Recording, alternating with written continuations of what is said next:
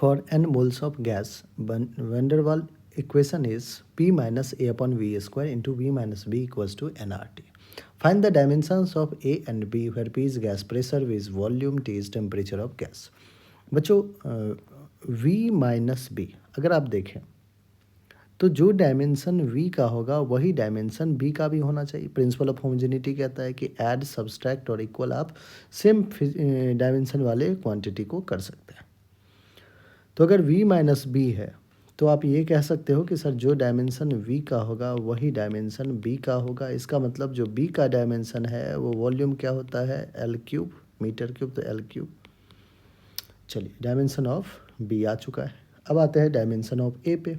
फिर से आप कहोगे कि सर ये जो क्वांटिटी है P minus A upon V square, तो जितना डायमेंशन P का होना चाहिए वही dimension A upon V square का भी होना चाहिए. कुल मिला के जो A का डायमेंशन होगा वो P times of V square है. अब P क्या है हमारा, प्रेशर. प्रेशर होता है फोर्स अपॉन एरिया. फोर्स के लिए लिखते हैं mass into acceleration that is mLT minus 2 upon area L square into volume का स्क्वायर है. वॉल्यूम होता है बच्चों L क्यूब और L क्यूब का स्क्वायर दैट इज L6.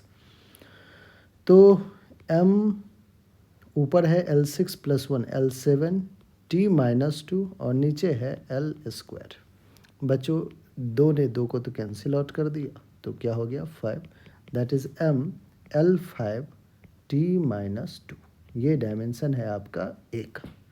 तो डायमेंशन ऑफ B है L क्यूब और डायमेंशन ऑफ A है m L5 T माइनस 2.